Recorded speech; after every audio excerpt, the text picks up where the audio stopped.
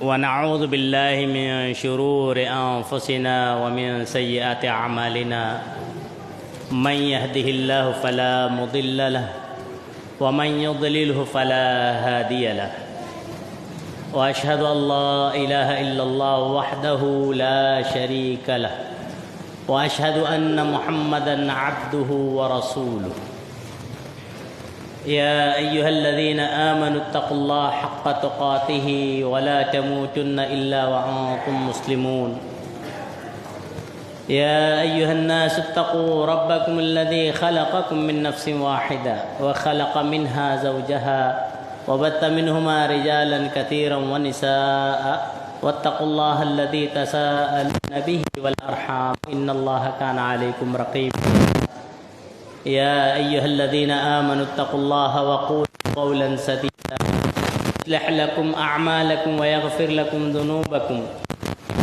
الله ورسوله فقد فاز فوزا عظيما أما بعد فإن خير الحديث كتاب الله وخير الهدي هدي محمد صلى الله عليه وسلم وشر الأمور محدثاتها وكل محدثة بدعة وكل بدعة ضلالة وكل ضلالة في النار أعوذ بالله السميع العليم من الشيطان الرجيم من همزه ونفخه ونفسه بسم الله الرحمن الرحيم إن تجتنبوا كبائر ما تنهون عنه نكفر عنكم سيئاتكم وندخلكم مدخلا كريما وقال تعالى بسم الله الرحمن الرحيم والذين هاجروا وجاهدوا في سبيل الله أولئك يرجون رحمة الله والله غفور رحيم وقال تعالى يرجون تجارة لن تبور وجاء في الحديث عن أبي ذر رضي الله عنه قال عن النبي صلى الله عليه وسلم قال ثلاثة لا يكلمهم الله يوم القيامة ولا ينظر إليهم ولا يزكيهم ولهم عذاب أليم المسبل والمنان والمنفق سلعته بالكذب رواه مسلم وعن أبي هريرة رضي الله عنه قال قال رسول الله صلى الله عليه وسلم إياكم والحسد فإن الحسد يأكل الحسنات كما تأكل النار الحطب رواه أبو داود في كتاب الأدب او کما قال علیہ الصلاۃ والسلام۔ برادران اسلام، دینی ملی بھائیوں، بزرگان دین، نوجوان دوستوں، خواتین ملت پردہ نشیں، میری ماؤں، بہنوں، دیگر معزز حاضرین و سامعین جمعہ، اس وقت میں نے خطبہ مسنونہ کے بعد سورہ بقرہ اور سورہ فاطر کی آیت اور آیتوں کا ٹکڑا نیز مسلم اور ابو داؤد کی صحیح سند سے جو روایتیں آئی ہیں، ان آیات و احادیث کو آپ کے گوش گزار کیا۔ انہی آیات و احادیث کے تناظر میں معاشرہ کی 4 سنگین برائیاں، اس عنوان پر کچھ باتیں کہنے کی کوشش کروں گا۔ اللہ رب العالمین سے دعا ہے الہ العالمین مجھے شریعت اسلامیہ کی ہی روشنی میں کہنے اور ہم تمام کو شریعت اسلامیہ پر حتی المقدور عمل پیرا ہونے کی توفیق عنایت فرمائے، آمین۔ اولاً اللہ کی حمد و ثنا، تعریف و توصیف، کبریائی، بڑائی اور بزرگی بیان کرنا نہایت لازمی اور ضروری ہے کہ جس خالق ارض و سما، مالک دو جہاں نے ہمیں اور آپ کو بے شمار و انگنت نعمتوں اور دولتوں سے مالا مال کیا ہے۔ ثانیاً درود و سلام ہو تمام ہی انبیاء و رسل علیہم الصلاۃ والسلام پر، اور خصوصاً بے شمار و انگنت درود و سلام ہو ہمارے آپ کے آخری نبی جناب احمد مجتبیٰ محمد مصطفیٰ علیہ الصلاۃ والسلام پر اور آپ کی آل اولاد پر۔ حمد و صلات کے بعد حاضرین جمعہ،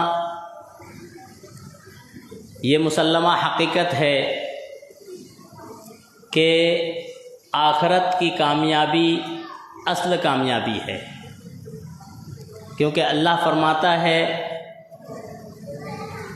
جو جہنم سے بچ گیا اور جنت میں پہنچ گیا فقد فاز، حقیقت میں وہی کامیاب اور کامران ہوا۔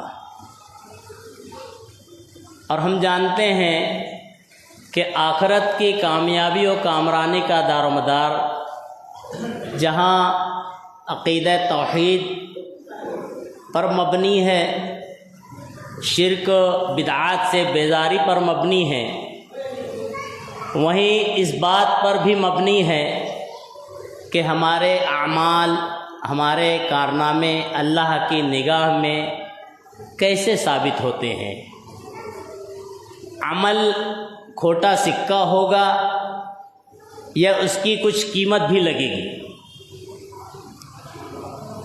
کیونکہ بروز قیامت جو میزان قائم ہوگا اس میں جو اعمال تولے جائیں گے اور جو اعمال قرار پائیں گے، جن کی اہمیت ہوگی، ان اعمال کی قبولیت اور وزنی ہونے کے لیے 5 شرطوں کا پایا جانا ضروری ہے۔ پہلی شرط یہ ہے کہ انسانی جو اعمال اللہ رب العالمین درجہ قبولیت سے نوازے گا وہ اعمال ہوں گے جن کی فہرست شریعت اسلامیہ نے نیک کاموں میں بتائی ہے۔ دوسری شرط یہ کہ وہ اعمال اور وہ کردار جن سے شریعت نے روکا ہو، برائیاں، ان سے اجتناب کرنا۔ تیسری شرط یہ کہ اعمال جو نیکی اور اچھائی کی صورت میں ہوں وہ ایسے ہی کرنا جیسے کہ جناب محمد الرسول اللہ صلی اللہ علیہ وسلم نے بتائے اور صحابہ کرام نے کیے۔ چوتھی شرط اعمال کو ریاکاری سے بچانا۔ آپ قرآن کا مطالعہ کریں گے، اللہ رب العالمین نے سورہ بقرہ میں اشارتاً کہا ہے، سورہ آل عمران میں بھی توضیح ملتی ہے۔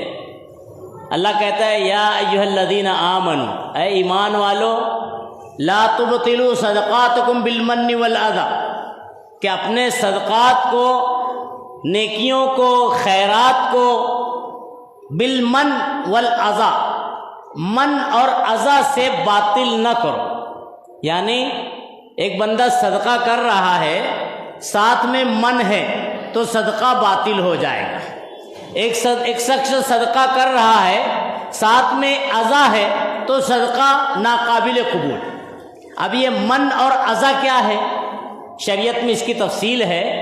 من یعنی احسان جتلانا، اذی یعنی تکلیف دینا، یعنی صدقہ دینے کے بعد احسان جتلانا، صدقہ دینے کے بعد تکلیف دینا، یہ دونوں ایسی چیزیں ہیں جو صدقے کو باطل کرتی ہیں۔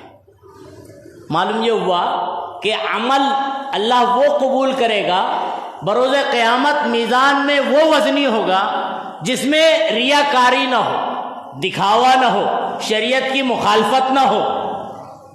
اور پانچویں شرط ہے کہ عمل کی قبولیت کے لیے بندے کو بارہا دعا بھی کرتے رہنا۔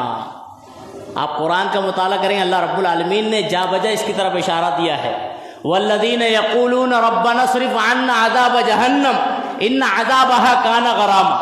مومنین کی صفت اللہ نے بیان کی ہے، اے پروردگار ہمیں عذاب جہنم سے محفوظ رکھنا، اے پروردگار ہمیں نیک اعمال کی توفیق دینا، اے پروردگار ہمیں ان اعمال کی توفیق دینا جو تیرے دربار میں ہے قبولیت کی حیثیت رکھتے۔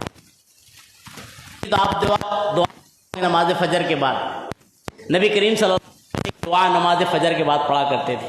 ابن ماجہ کی روایت، ترمذی کی روایت، اللہم انی اسألک نافعا ورزقا طیبا وعملا متقبلا۔ اے پروردگار میں علم نافع دعا کرتا ہوں، نفع بخش وعملا متقبلا، رزق حسنہ، رزق صالحہ اور متقبل یعنی قبول ہونے والے عمل۔ اس تمہیدی گفتگو سے میری مراد یہ ہے کہ ہم اور آپ انسانوں کی فہرست میں ہے، اور انسان نسیان اور خطا کے مجموعہ ہے نا، غلطی ہونا، بھول چوک ہونا، یہ انسانی فطرت ہے۔ کیونکہ حضرت حوا علیہ السلام کو جب اللہ رب العالمین نے جنت میں رکھا ہذہ الشجرہ، کہ اے مائی حوا اور اے آدم، آپ دونوں چوک ہو گئی، غلطی ہو گئی، اللہ نے اس نعمت سے انہیں دور کر دیا۔ معلوم یہ ہوتا ہے کہ انسان سے خطا ہونی ہی ہے، نسیان ہونی ہی ہے، یہ فطرت میں ہے، یہ ودیت اللہ نے کی ہے۔ لیکن یہاں یہ بات بھی ذہن نشین رہے، آدمی یہ نہ سوچے کہ غلطی تو انسان سے ہونا ہی ہے، اب میں تو غلطی کروں گا ہی۔ نبی کریم صلی اللہ علیہ وسلم فرماتے ہیں، حضرت انس بن مالک رضی اللہ عنہ راوی حدیث ہے، بیان کرتے ہیں کہ نبی کریم صلی اللہ علیہ وسلم نے فرمایا، کل بنی آدم خطا، ہر بنی آدم خطا کار ہے، وخیر خطائین التوابون، بہترین خطا کار وہ ہے جو ساتھ میں توبہ بھی کرتا ہے۔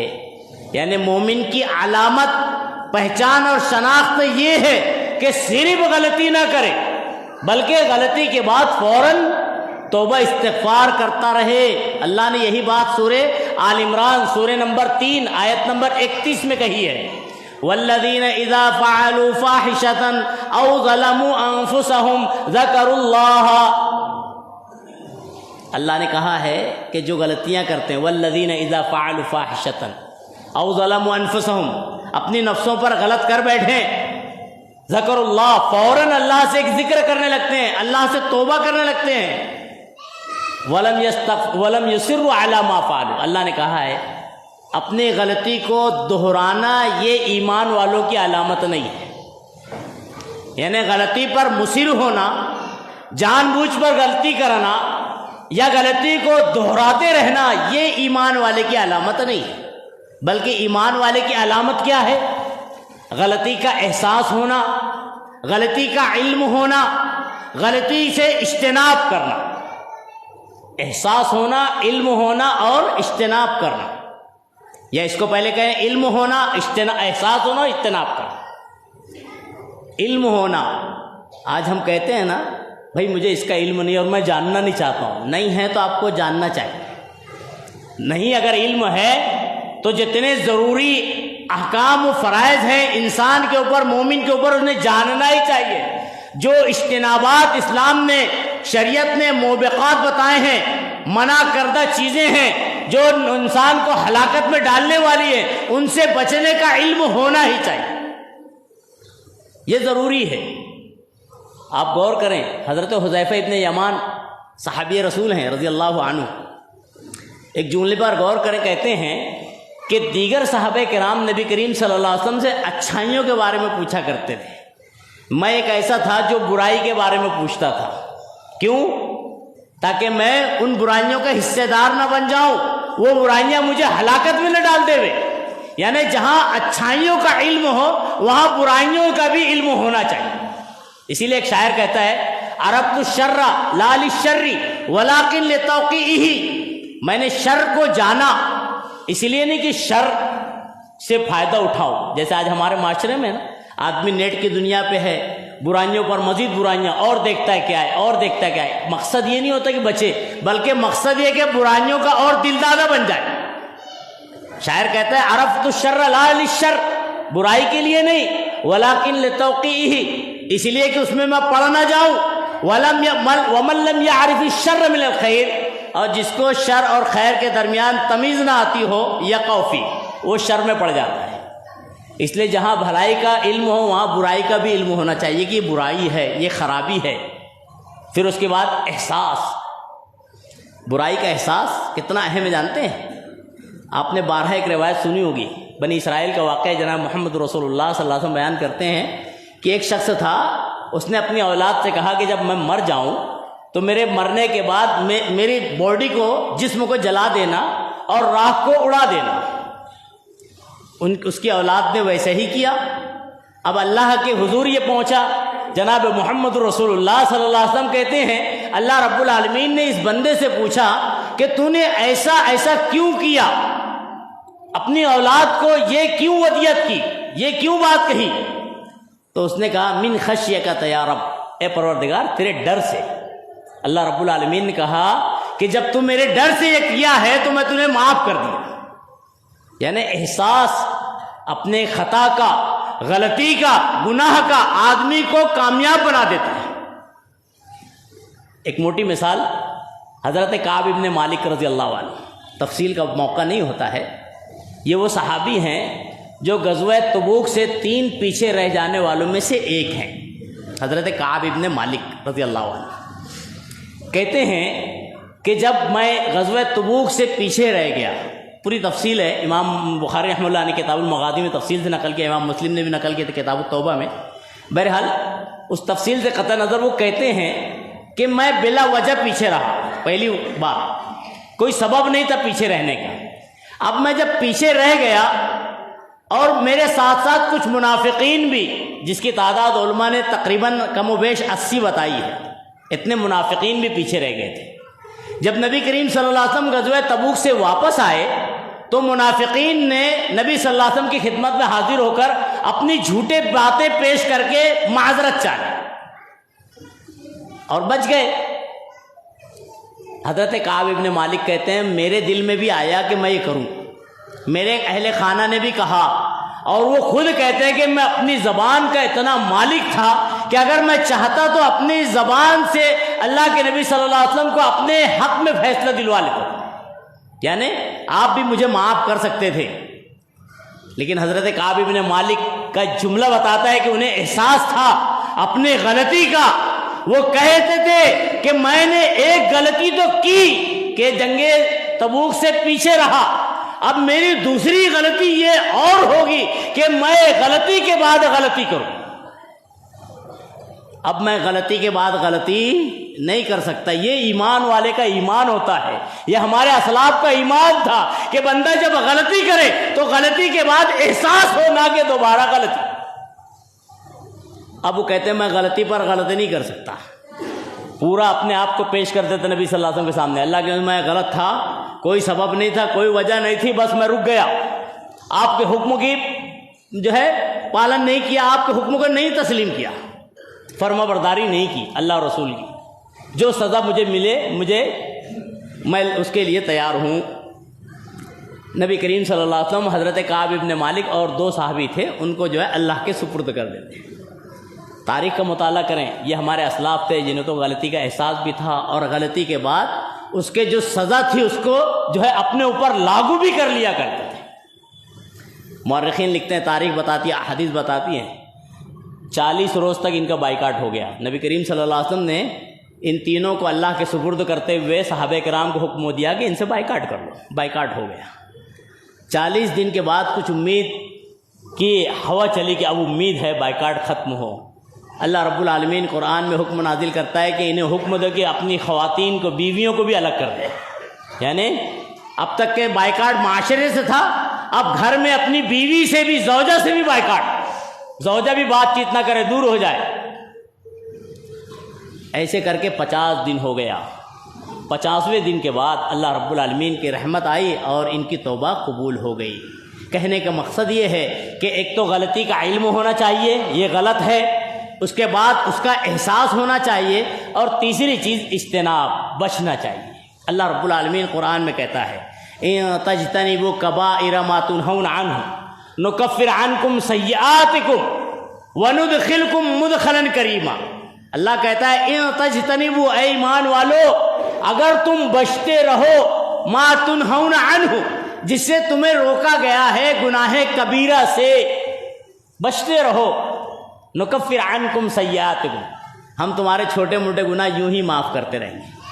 اور کیسے گناہ صغیرہ معاف ہوتے جانتے ہیں؟ حدیث بڑی مشہور ہے، نبی کریم صلی اللہ علیہ وسلم فرماتے ہیں، راوی حدیث حضرت ابو ہریرہ ہیں، نبی کریم صلی اللہ علیہ وسلم کا فرمان نقل کرتے ہیں، کہتے ہیں نبی صلی اللہ علیہ وسلم فرماتے ہیں الجمعہ والجمعہ الی الجمعہ، کہ جمعہ سے جمعہ، و رمضان الی رمضان، رمضان سے رمضان، یہ نیکیاں جو کے درمیان جو برائیاں چھوٹی موٹی ہوتی ہیں اللہ ان کے کرنے کی وجہ سے معاف کر دیتا ہے۔ یعنی اگر آدمی نیکیاں کر رہا ہے، فرائض کو اختیار کر رہا ہے، جو اللہ نے اس کے اوپر فریضہ عائد کیا ہے اس کو ادا کرتے ہوئے کچھ اگر خامیاں انسانی بشری تقاضے کے طور پہ ہو رہی ہے، اللہ جو ہے اس کو اپنی رحمت سے درگزر فرما دیتا ہے۔ لیکن شرط یہ ہے کہ پہلے فرائض کو اختیار کیا جائے، پھر اس کے بعد یہ امید رکھی جائے۔ آدمی فرائض سے کوتا ہے، سوچتا ہے کہ اللہ غفور الرحیم ہے، نہیں ہو سکتا۔ اللہ رب العالمین غفور الرحیم ہے، برحق ہے، لیکن شرط تو اللہ نے بتا دی ہے، شریعت نے بتائی ہے کہ آدمی اختیارات جو فرائض ان کے اختیار کرے اور جو منہیات ان سے پرہیز کرے۔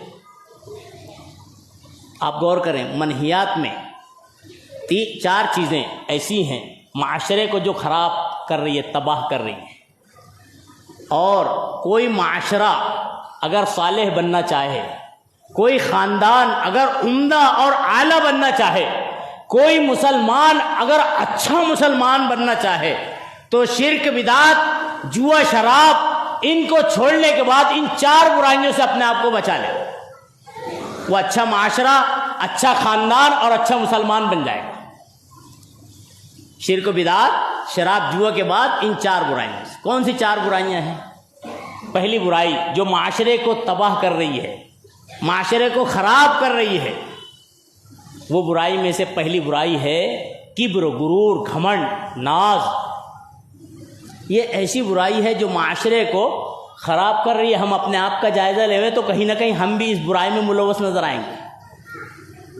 کبر سے مراد اللہ کے نبی صلی اللہ علیہ وسلم نے وضاحت کی ہے، حضرت ابو ہریرہ راوی حدیث ہیں، کہتے ہیں کہ نبی کریم صلی اللہ علیہ وسلم فرمایا لن يدخل الجنة من كان في قلبه مثقال حبة من کبر، لا يدخل الجنہ، جنت میں ہرگز نہیں داخل ہوگا۔ ایک روایت میں لن يدخل الجنہ، جنت میں ہرگز نہیں داخل ہوگا من كان في قلبه مثقال حبة من کبر، جس کے دل میں ایک رائی کے دانے کے برابر کبر ہوگا۔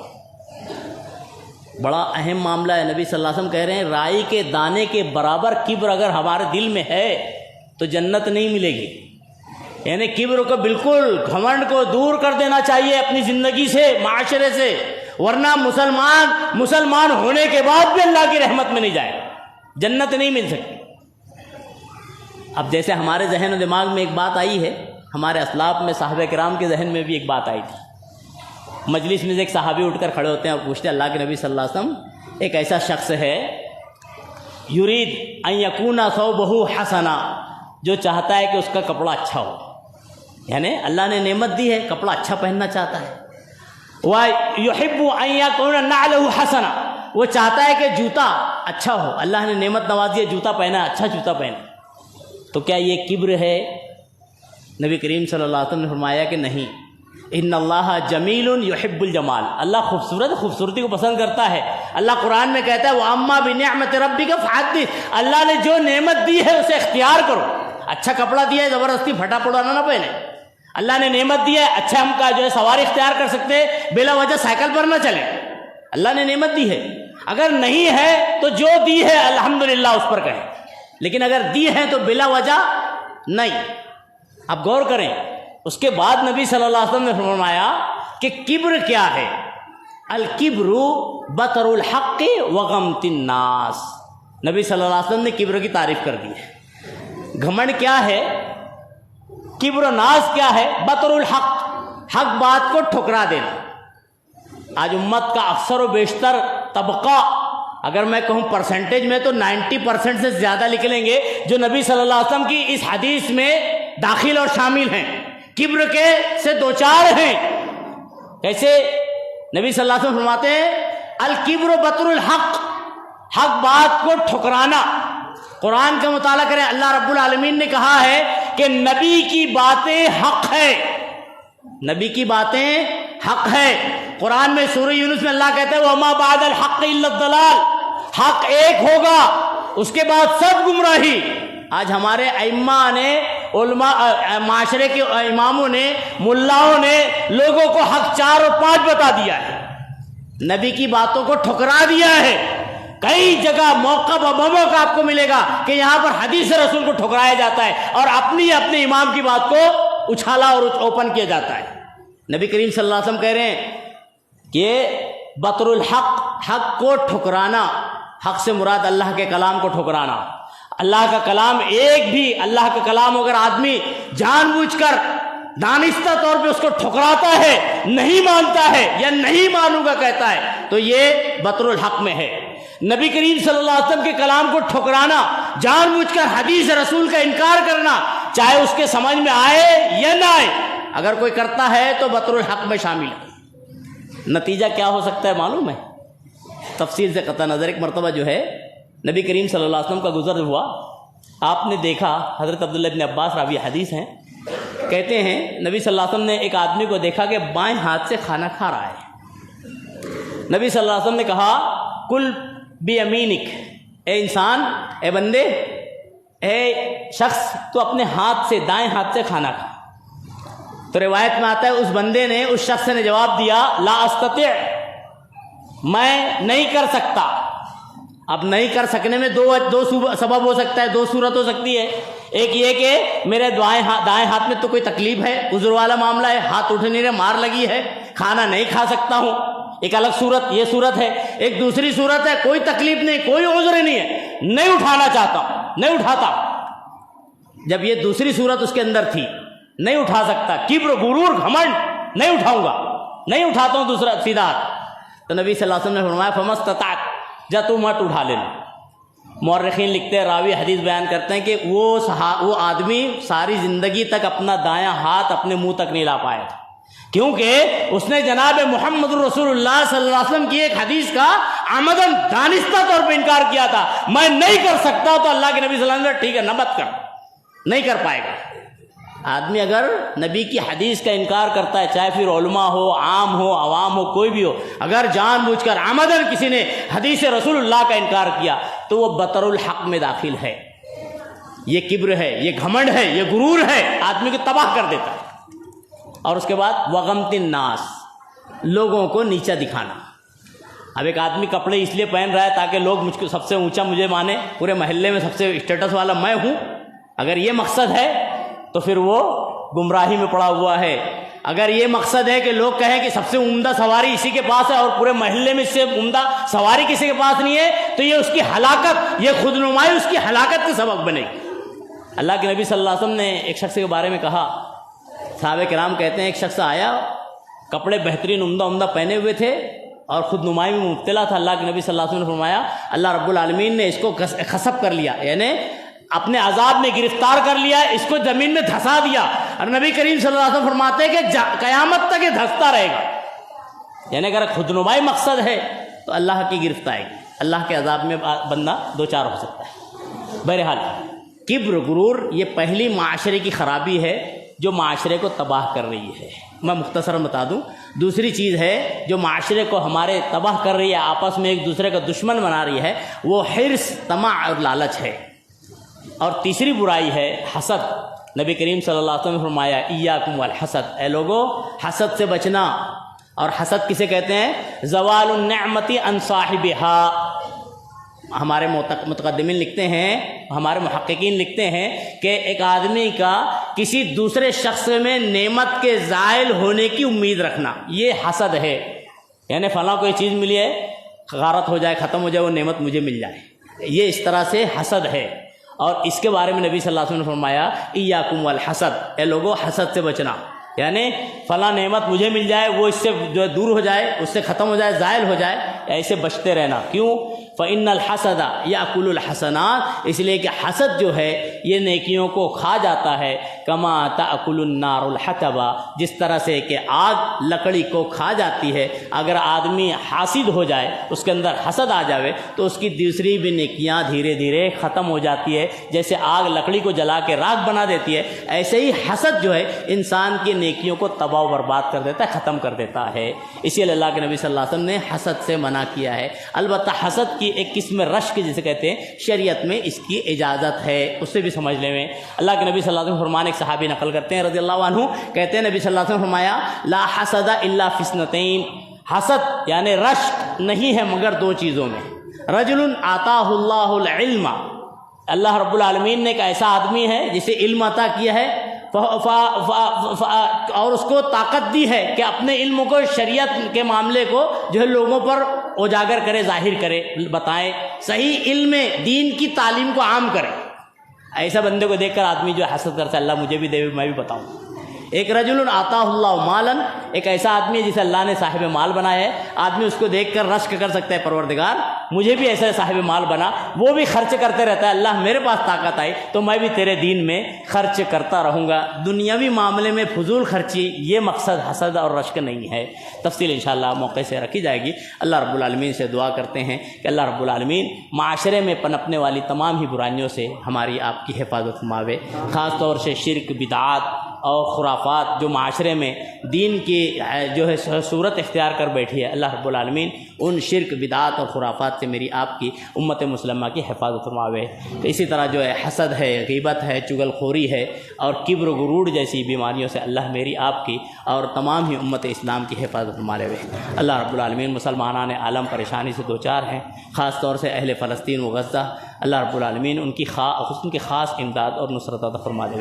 اللہ رب العالمین جو بھی مسلمان بلا جرم کے صعوبتوں، جیل کی صعوبتوں سے دوچار ہو اور جیل کی جو ہے تکلیفوں سے دوچار ہو، اللہ رب العالمین ان سے ان کے رہائی کے اسباب مہیا عطا فرما دے۔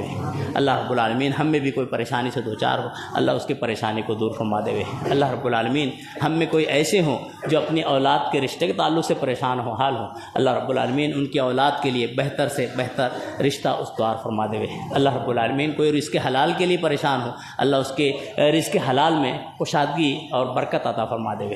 الہ العالمین کوئی قرض سے جوجھ رہا ہو، الہ العالمین اس کے قرض کے پورے ہونے کے اسباب مہیا فرما دے۔ اللہ رب العالمین ہم میں کوئی بیمار ہو، اللہ اسے شفائے کاملہ عاجلہ نصیب عطا فرما دے۔ اللہ رب العالمین ہم میں جو گزر گئے ہوں چھوٹے بڑے، اللہ رب العالمین ان کی کروڑ کروڑ مغفرت عطا فرما دے۔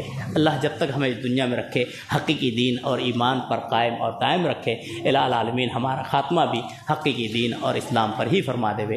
آمین۔ اقول قولی ھذا واستغفر اللہ لی ولکم ولسائر المسلمین انہ تعالی جواد کرم والرؤوف الرحیم فاستغفروہ انہ هو الغفور الرحیم۔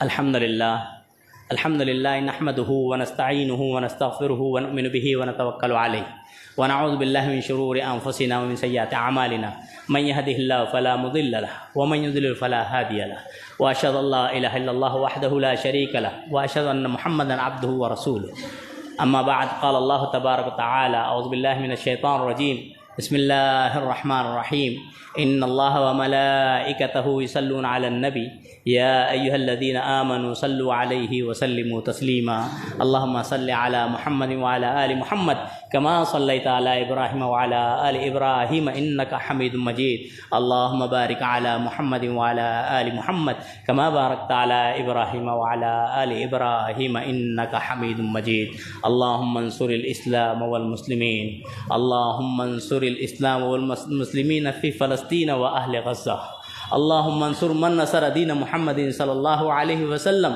وجعلنا منہم واخذل من خذل عن دین محمد صلی اللہ علیہ وسلم ولا تجعلنا منہم آمین۔ عباد اللہ رحمنی ورحمکم اللہ ان اللہ یامر بالعدل والاحسان وایتاء ذی القربى وینہی عن الفحشاء والمنکر والبغی یعظکم لعلکم تذکرون اذکروا اللہ یذکرکم وادعوہ یستجب لکم ولذکر اللہ تعالی اعلی واولی واجل واتم واکبر۔